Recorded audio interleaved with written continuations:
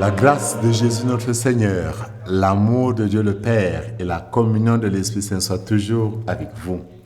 Aujourd'hui, c'est le 7e dimanche du temps ordinaire. Et la semaine prochaine, nous allons commencer le carême mercredi. C'est le mercredi des cendres. À l'occasion de ce 7e dimanche du temps ordinaire, nous sommes rappelés à l'essentiel de la foi chrétienne. Pourquoi sommes-nous créés? Nous sommes créés pour connaître Dieu, pour l'aimer, pour le servir, afin, à la fin de notre vie, d'être unis à Dieu dans la béatitude éternelle. C'est ça notre destinée. Et notre destinée est ainsi, si nous accomplissons foncièrement ce que le Seigneur nous propose comme chemin. Et pourquoi il le propose? Nous avons commencé à parler dimanche passé de la loi. Nous avons compris que c'était une sagesse, mais fondée sur quoi? Aujourd'hui, nous le découvrons. Cette sagesse est le reflet de Dieu. Voilà pourquoi à la fin du texte que nous lisons aujourd'hui, il est dit, « Vous donc, vous serez parfaits, comme votre Père céleste est parfait. » Et dans le livre du Lévitique, il était écrit, « Le Seigneur parla à Moïse et dit, parle à toute l'assemblée des fils d'Israël, tu leur diras, soyez saints, car moi, le Seigneur, votre Dieu, je suis saint. » Donc, en réalité, notre être de l'homme, c'est une reproduction de l'image de Dieu. Nous ne sommes pas appelés à inventer. Nous ne sommes pas appelés à aller vers le néant. Nous sommes appelés à aller vers notre source. Soyez parfaits, comme votre Père céleste est parfait. Soyez saints, parce que moi, Dieu, votre Père, je suis saint. Nous disons chez nous que le lion ne peut pas donner une chèvre.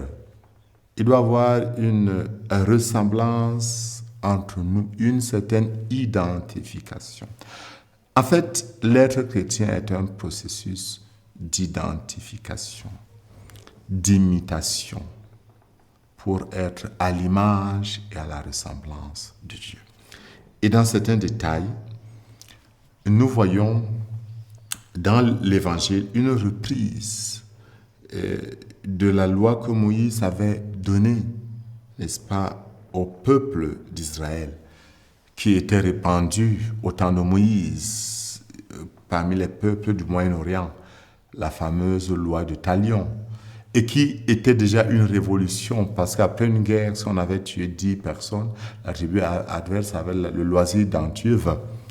Et alors, Moïse règle ce problème, œil pour œil, dent pour dent, une équivalence, la justice rétributive. Mais Dieu veut que nous allions au-delà de ça, parce que lui-même n'est pas comme ça.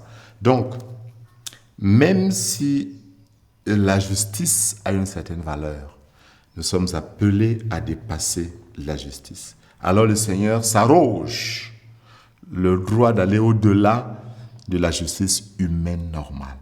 Et c'est ça donc la perfection, c'est ça la sainteté, aller au-delà de la justice humaine normale. Donc si c'est œil pour œil, le Seigneur dit non, on ne riposte pas aux méchants.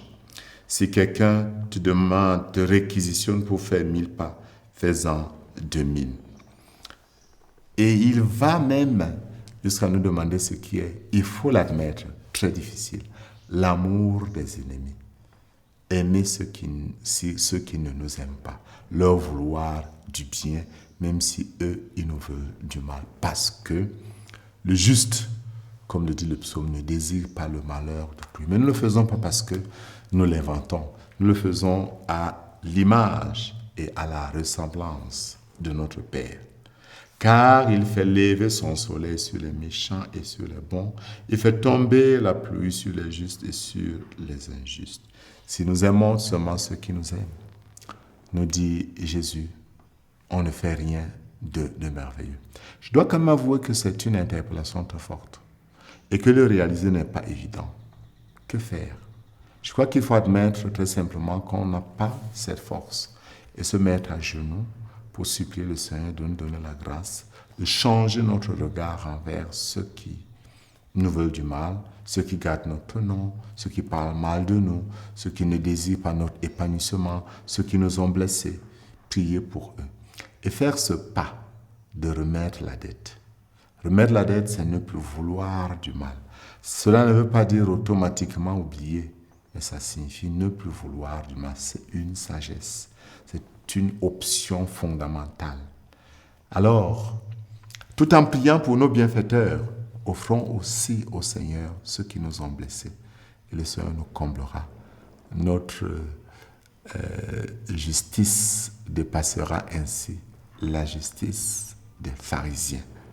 Et qu'en ce saint jour, le Seigneur, dans sa miséricorde, vous bénisse, le Père, le Fils et le Saint-Esprit. Amen.